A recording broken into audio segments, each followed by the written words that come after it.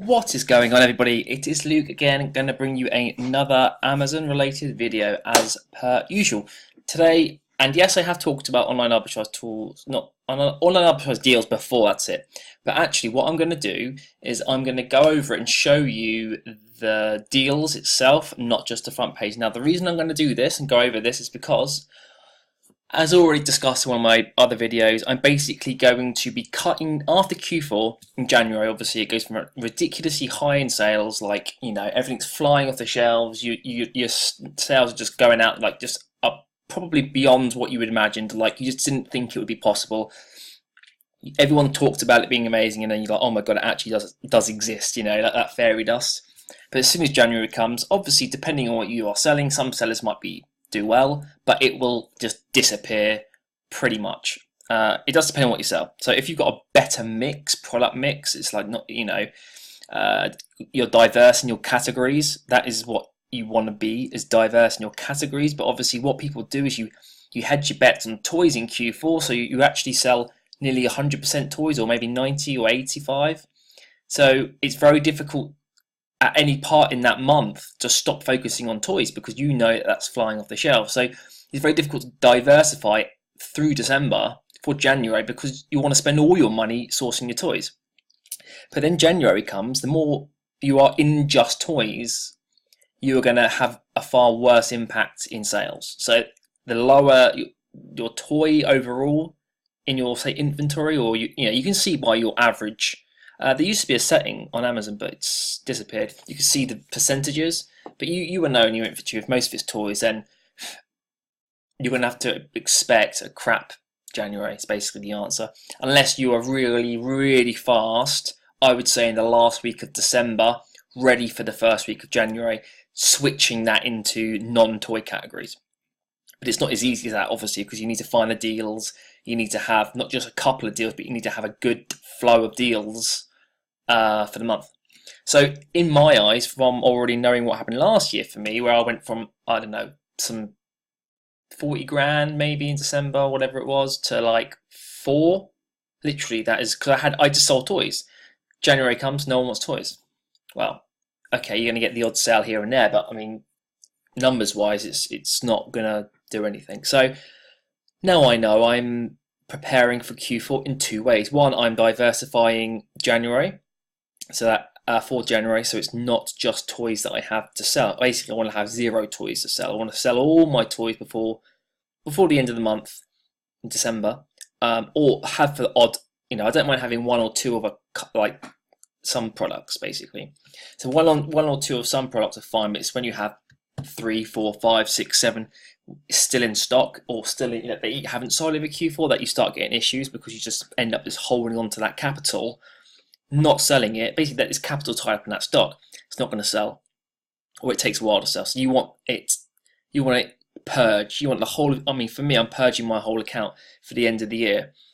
Obviously, I'm not going to force through a loss on a product, but I'm going to try to be strategically planning the month so that I don't replenish as much maybe as I push through, or I replenish the same amount of money but into more products, so that overall I only have a couple of units here there, you know, by the end of the month. Obviously, this is right now, I'm still going full throttle, no reason to hold up. It's just when you start getting to the second week of December, and there's not a huge amount of crazy sales days left.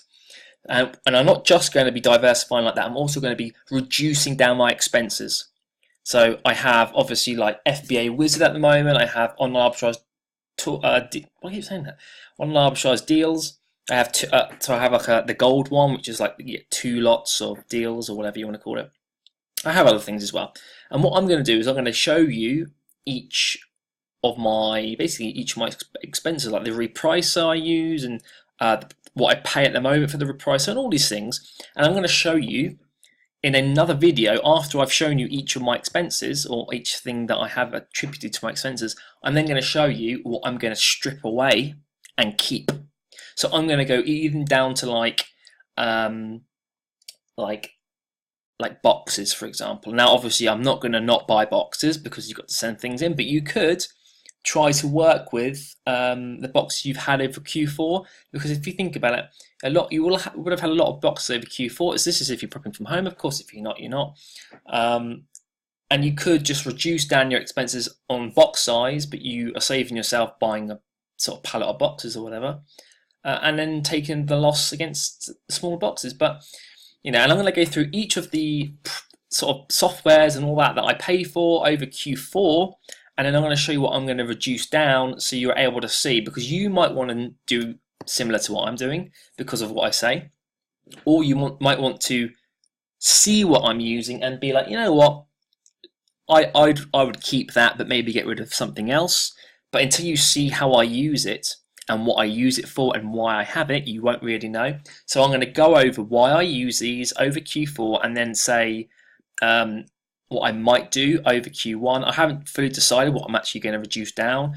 I have my ideas. So what I will do is I will just quickly sort of briefly go over it, and I'll do a separate video which will actually show you the full breakdown of what I'm going to be keeping and getting rid of, the cost that I'm paying now against what I'm going to be paying in January, because really I want to minimize I want to reduce everything so that I can do almost, if I have a crap January, it's okay because I haven't got a lot of outgoings.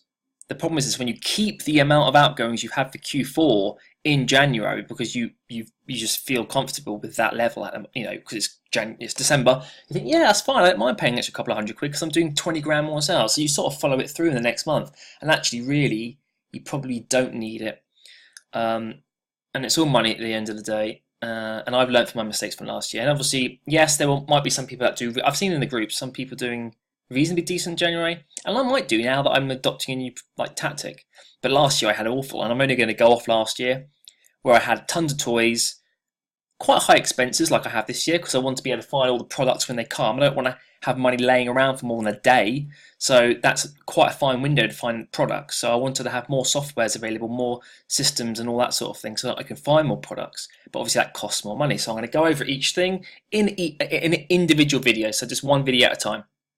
So I'll have an FBA wizard. I know there's been a million videos on FBA wizard, but I'll show you why I use it in Q4 and why I'm going to get rid of it. So I'm going to show you the actual reasonings behind the software, not just what the software is, because I'm pretty sure everyone knows what all of these things are by now. So online arbitrage deals, you know what it is. It gives you daily deals like this, and they just filter throughout the day. You can go onto it, go through look at the data, go through to the store in Amazon, use your calculators, find out what the profit is, and send it in, and boom, bam, boom. So I'm going to get into the pricing. So I'll show you what I'm actually on. I'm actually on this. Now I pay like a really old grandfather's in price of like £117, I think, all in. So this is £179 plus 20%. See, plus VAT. So actually, you would be paying £214.80 if you had that, but I'm paying £117, just because I basically Bookable VA, which is before this, when there was a webinar about a year ago, or whenever it was, for Bookable VA, before it even existed as a business, I basically signed up that night and got it. But what I will show you is some discount codes you can use to sign up. Later on, if that's something you're looking for, but I'll go over all that at the end, because there's no point me going over it now, because you might be thinking, why do you want to sign up if it's going to be Q1, So, but that's currently the one I've got, which is sort of that, but you can see the difference. That's basically the difference. You're still going to get that many, even though it's slower, but overall you still get that money, and then obviously it goes up and up and up and up. And the rest's pretty much the standard. So we're going to jump across, and now I'm not going to show you anything recent, okay? Now, I've spoken to Karen before about, can I show some deals? He said, yeah, as long as you go, as long as they're not recent deals and no one's going to get upset by me using them. So this is what it looks like. And basically, you can scroll up and down. So you would have started off with just this one product here, and this page would not have loaded. It would be stuck like that. And then eventually you can scroll through like this, and then it just keeps going through the day. So obviously from this now, you can see some key data. Now, for me personally, I don't really pay attention to any of this data here, because this because I'm VAT registered, for example, on flat rate, this isn't going to apply. The fees and everything. I think this actually relates to non-VAT. This doesn't have all the VAT properly shown, so I would always go to the Buybot Pro on the Amazon page to check. So, for example, you could click through here to the store, and you could click here through to Amazon, and obviously check the price because it could have changed since the deal appeared. You just want to wait till this populates with the Buybot Pro or whatever software you're using, and basically just check. So if it was, if this product is still £5, which I doubt because this is very old, you then jump to here. That's definitely not what I had in mind.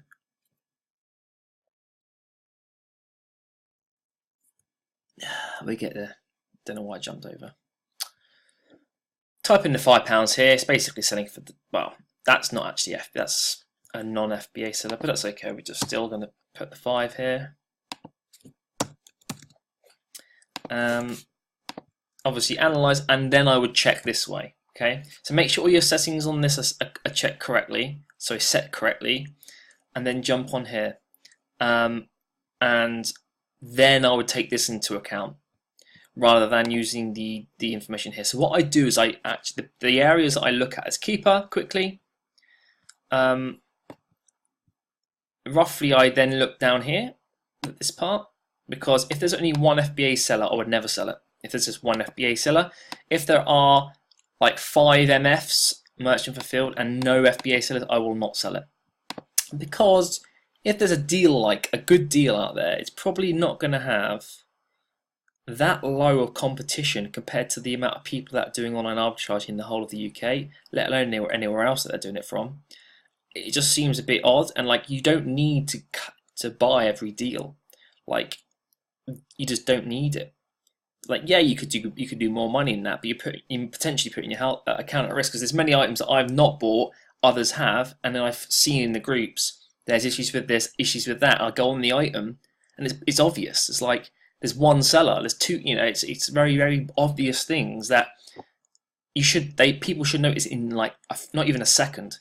Is you just glimpse and it says 1, and anything that says 1 X next. There's not, it's a second nature. But a lot of people will just say, "Oh no, but I can get it." And same here. I look there. I look at what it is. So I look at the branding. Is it a brand that I know I can't sell or can sell? That sort of thing. Because there are some brands that I don't sell. Like this, I won't sell. There's plenty of people that do. I just don't sell it because I don't know. I just don't know why. I've sold is it Anastasia Beverly Hills or whatever? I don't know. And I got an email saying are these legitimate? Now, it was from a third-party company, but the fact that it was sent is because it's not as well known like a brand as so a lot of beauty items are a bit sort of 50-50. You don't know what's going to happen. You can see. So and I'll just have a glimpse. BSR. I don't really look at the BSR. I look at literally just have a glimpse of that. Make sure it's it's a legitimate product, because from this you can see.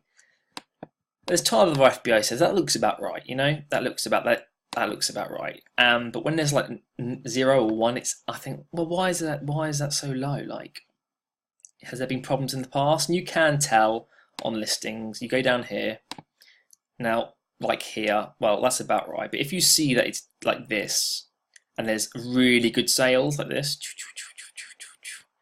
and it's for an item so obvious as that, you think, well, why isn't there no one else in the country? All the United Kingdom, 74 mil or whatever, a million people. There's just one person selling it and making decent profit when I can go to Bargain Max and pick it up for a £5. Just stuff obvious things. It doesn't take anyone that smart to sort of put a couple of this and stuff like that. That is a big well, that's not as big, but if that is from 14 sellers to 1, that is a big. Everyone just disappeared magically in 2 seconds. It doesn't really compute very well for me. And you can go on here and see if that name matches that. But anyway, that's not about what this video is about. And then you can see, obviously, it goes through this, and it will go on, and you'll get that every day you'll get a new batch, and you can go over the old ones because these are very, very old. And yeah, you can see. So this is just one of the things that I use, and it's this one. But the problem is, obviously, not the problem, but I don't just use this. I also use like FBA Wizard. I also use other things. I also pay for other things that I can also use to help replenish. So a lot of my replenishables I can sort of get from my repricer, because the repricer, I'm not going to go on it because it's not actually logged in, and you'll see all the stuff. But on the repricer, you can see your top sellers for the 30 days or 60 days, the top selling products according to units.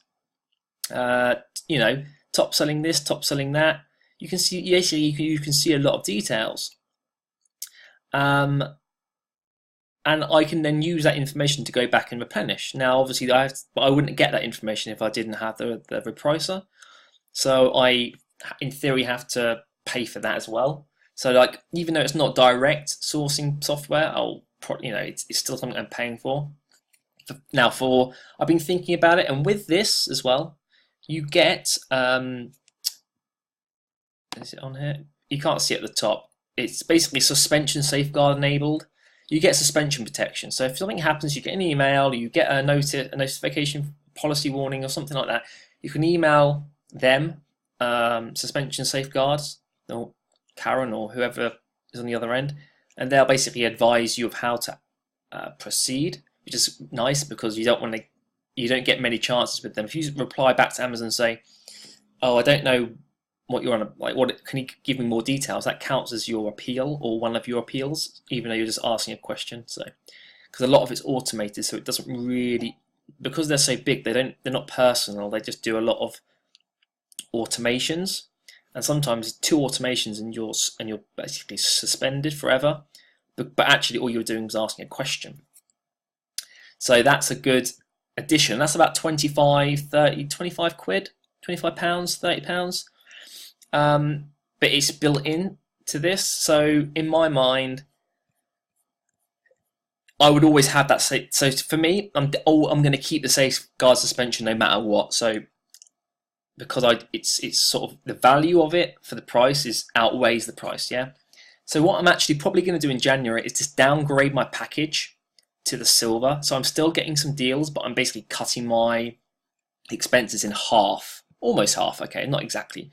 But you see, like, I'm still getting, so I'm cutting my money in half, but I'm saving myself £80 here.